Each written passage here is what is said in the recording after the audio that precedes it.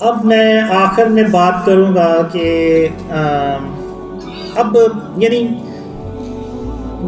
بات میں نے یہ کرنی تھی کہ میں یہاں تک کیسے پہنچا. تو ابھی اگر آپ نے دیکھا تو جو میں نے مثال دی اللہ رحمان ہے، تو اب اگر میں یہاں پہ آج موجود ہوں نا تو وہ صرف اس وجہ سے ہوں کہ اگر اللہ رحمان نہ ہوتا نا تو آج میں یہاں پہ نہ ہوتا، تو آج میں وہ انہی اندھیروں میں پڑا رہتا اور شاید میرا برا ہی حال ہوتا. تو اللہ نے اپنی رحمت سے ان اندھیروں سے باہر نکالا.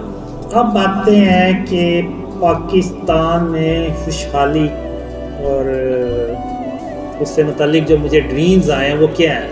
اب کچھ ڈریمز ہیں، ایک دو ڈریمز ہیں، اس میں میں ایون عمران خان سے بھی یہ کہتا ہوں کہ اگر میرے خواب آپ کے بارے میں سچے ہوئے ہیں تو میرے وہ خواب جو پاکستان کی خوشحالی اور اسلام کی سربلندی سے متعلق آئے ہیں وہ بھی سچے ہوں گے. میں آپ کو کچھ ڈریمز شیئر کرتا ہوں کہ وہ ڈریمز کیا ہیں. اب ایک ڈریم میں یہ ہوتا ہے کہ میں نا دیکھتا ہوں کہ ایک سونے کی بھری سی دکان ہے، بہت بڑی ہے، اور اندر وہ سونا جو زیورات ہے وہ پڑے ہوئے ہیں اور دروازہ اس کا کھلا ہوا ہے. تو میں اس کو دیکھ کے حیران ہوتا ہوں. میں کہتا ہوں یہ پاکستان ہے اور یہ سونے کی دکان یہاں پہ کھلی ہوئی ہے، باہر گارڈ بھی نہیں بیٹھا ہوا اور یہ دروازہ بھی اس کا کھلا ہوا ہے، یہ چکر کیا ہے.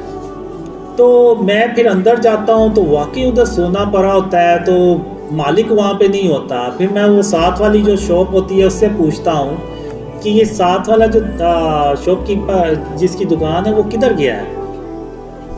تو وہ کہتا ہے کہ یہ اپنے کسی کام سے نا گھر میں گیا ہے، تو اور دکان اس کو وہ ایسے ہی کھلی چھوڑ گیا. تو میں بڑا حیران ہوتا ہوں. میں کہتا ہوں یہ کہ اللہ نے اس قوم کو ایسا کر دیا ہے اپنی رحمت سے کہ سونے کی دکان کھلی ہوئی ہے لیکن کوئی سونا لوٹنے ہی نہیں آ رہا، بلکہ میں دیکھتا ہوں دکان سے کے آگے سے لوگ گزر رہے ہیں اور وہ اس دکان کی طرف دیکھ بھی نہیں رہے. تو میں نے کہا یہ یعنی کیسے اللہ کی رحمتیں اور برکتیں اس ملک میں اتنی آ گئی ہیں.